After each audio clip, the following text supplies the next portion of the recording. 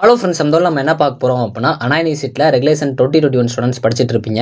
Regulation 2025 வந்து first year students வந்து படிப்பாங்க. இப்போ நிறைய ஸ்டூடெண்ட்ஸ்க்கு இருக்க கன்ஃபியூஷன் வந்து ரெகுலேஷன் 2025 வந்தனால ரெகுலேஷன் 2021 வந்து எதுவும் அஃபெக்ட் ஆகுமா ப்ரோ அப்படின்னு சொல்லி கேட்டுட்டு இருந்தீங்க.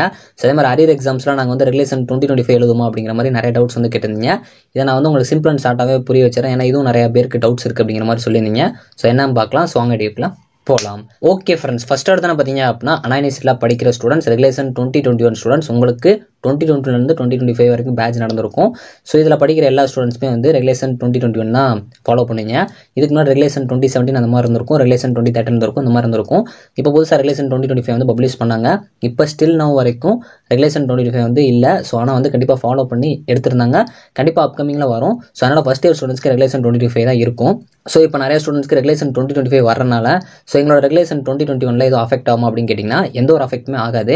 ஸோ அது மாதிரி நிறைய ஸ்டூடெண்ட்ஸ் கேட்குறது, ஸோ இப்போ நாங்கள் அரியர் எக்ஸாம்ஸில் எழுதணும்னா ரெகுலேஷன் 2025 தான் எழுதணுமான்னு கேட்டிங்கன்னா அப்படி கிடையாது. உங்களுக்குன்னு ஒரு ரெகுலேஷன் இருக்குன்னா அந்த ரெகுலேஷனில் தான் உங்களுக்கு எப்படி எப்பயும் போல எக்ஸாம்ஸ் நடந்துச்சோ அந்த மாதிரி தான் நடக்கும். இப்போ ஒரு எக்ஸாம்பிளுக்கு ரெகுலேஷன் 2017 ஸ்டூடெண்ட்ஸ்லாம் அவங்களுக்குலாம் ரெகுலேஷன்ஸ் கம்ப்ளீட் ஆனாலும் உங்களோட ரெகுலேஷன் 2021 அவங்களுக்கு தனியாக வந்து ரெகுலேஷன் 2017 வந்து எக்ஸாம் நடந்துட்டு இருக்கு. ஸோ அந்த மாதிரி தான் வந்து நடக்கும். ஸோ அது மாதிரி ரெகுலேஷன் 2017 ஸ்டூடெண்ட்ஸ்க்குமே வந்து பார்த்தீங்க அப்படின்னா லாஸ்ட் இயர் வரைக்கும் நீங்கள் ரெகுலேஷன் 2021 படிச்சுட்டு இருக்கப்பயுமே வந்து அந்த லாஸ்ட் பேட்ச் படிச்சுட்டு இருந்தாங்க.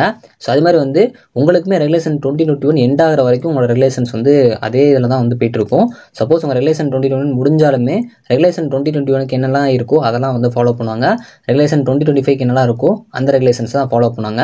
அரியர் எக்ஸாம்ஸ் இதனால் கஷ்டமாக இருக்குன்னு கேட்டிங்கன்னா ஸோ உங்களுக்கு எப்போ எக்ஸாம்ஸ் எப்படி நடக்குமோ அதே மாதிரி தான் நடக்கும். ஸோ கஷ்டமாவோ ஈஸியாவோ அப்படிலாம் இருக்குது. ஸோ உங்களுக்கு ரெகுலேஷன் 2021 கொஸ்டின் எடுக்கிறவங்க எப்படி எடுக்காங்களோ அந்த மாதிரி பேட்டர்னில் தான் அந்த மாதிரி ஃபாலோ பண்ணி தான் எடுப்பாங்க. ஆனால் மோஸ்ட்லி உங்களுக்கு ரெகுலேஷன் மாறனால கொஸ்டின் கஷ்டமாக வருமோ இல்லை ரெகுலேஷன் வேறு கொஸ்டின் எழுதணுமோ அப்படிலாம் கிடையாது.